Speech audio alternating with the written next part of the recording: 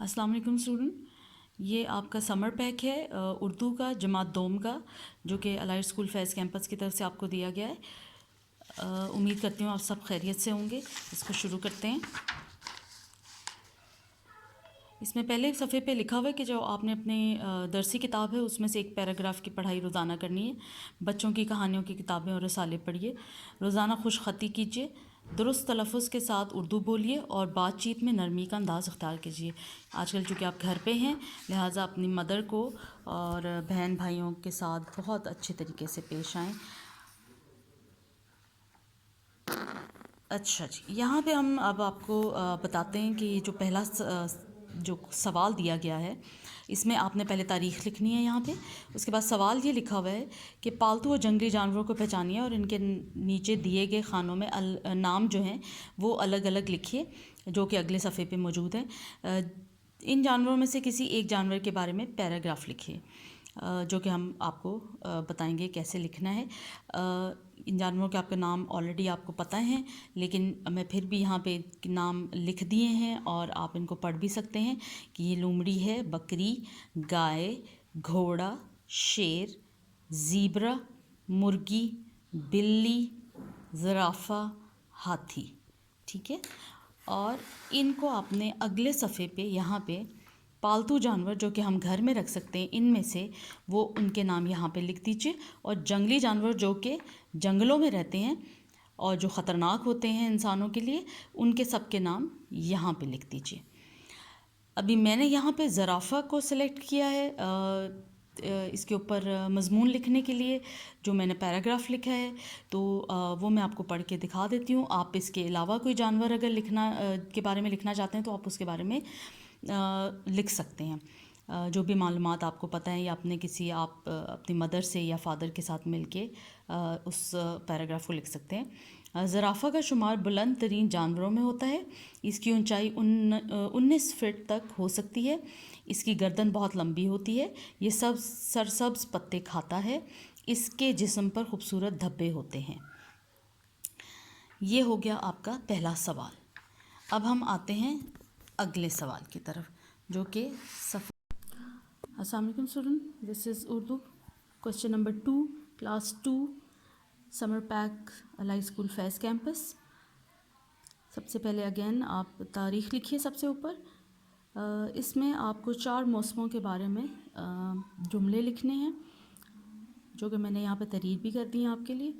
पहले वाले को मैं रीड कर देती हूँ आपके लिए। मौसम गर्मा के बारे में 3 जुमले लिखें। मौसम गर्मा में दर्जा हरारत बढ़ जाता है, जैसे आपको पता है कि गर्मी हो जाती है। इस मौसम में दिन बड़े और रात छोटी होती है। इस मौसम में बहुत गर्मी होती है, ठीक है, और इसीलिए इसको मौसम गर्मा कहा जाता है। फिर इसके बाद मैंने 3 जुमले लिख दिए आपके मौसम सरमा के बारे में, फिर जो पतझड़ का मौसम है या ख़ज़ां का मौसम है उसके बारे में, और लास्ट में मौसम बहार के बारे में। तो आप इजीली ये सेंटेंसेस कॉपी भी कर सकते हैं, और अगर आप अपना कुछ लिखना चाहते हैं तो you can write that as well. दूसरे इसके बाद जो सफ़ा है, इसके ऊपर आपने अपनी जो आदात और अच्छी आदात और बुरी आदात हैं, इनके बारे में एक लिस्ट बनानी है। पहला वाला आपके लिए इन्होंने एग्जाम्पल सॉल्व की हुई है कि बुरी आदत जो होती है उसमें झूठ बोलना होता है, और अच्छी आदत होती है जिसमें सच बोलना होता है। Okay, thank you. अस्सलाम वालेकुम स्टूडेंट, ये अलाइड स्कूल फैज़ कैंपस का क्लास 2M का उर्दू का सफ़ा नंबर 49 है, जिस पे हरूफ को जोड़कर अल्फाज बनाने की मश्क दी गई है। और इसमें आप देख सकते हैं कि पहले तोड़ के हरूफ तहज्जी लिखे गए हुए हैं। ये तमाम हरूफ तहज्जी हैं जिनको जब हम मिलाते हैं तो फिर हम एक लफ्ज़ बनाते हैं, ठीक है, और इनको मिलाने के बाद इनकी जो तोड़ से ये जोड़ में बदल जाते हैं।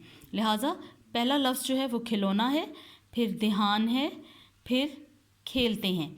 अब इसको हम अगर जोड़ेंगे तो हम पढ़ेंगे कैसे, इसको ऐसे पढ़िएगा, खे लाम खल, लाम वाव लो, नून अलिफ ना, खिलो ना, ठीक है।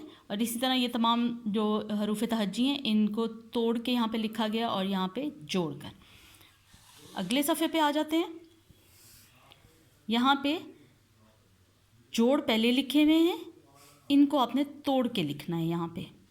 यानी पहले ये अल्फाज की शक्ल में लिखे हुए हैं, یہاں پہ آپ نے ان کو حروف تہجی میں کے ساتھ الگ الگ کر کے اس لفظ کے توڑ بنانے ہیں. اس کے بعد اس کا اسی صفحے پہ دوسرا جو سوال ہے وہ لفظوں کی زنجیر مکمل کیجیے اور ہر لفظ جس لفظ پہ ختم ہو رہا ہے اس لفظ سے اگلا لفظ شروع کیجیے. قحط توئیں پہ ختم ہوا طوطا، الف پہ ختم ہوا الف سے انار، رے پہ ختم ہوا ریت سے ریت، تے پہ ختم ہوا اگلا لفظ تے سے تتلی، یہ پہ ختم ہوا یہ سے یوم، میم پہ ختم ہوا لہٰذا میم سے مکڑی. اسی طرح یہ باقی لفظ بھی ہیں. سیم کوشچن یہاں پہ دوبارہ رپیٹ کیا گیا ہے. مینڈک کاف پہ ختم ہوا کتاب، بلی اور پھر سو آن. اسی طرح آپ نے باقی لفظ خود بنانے ہیں. Thank you.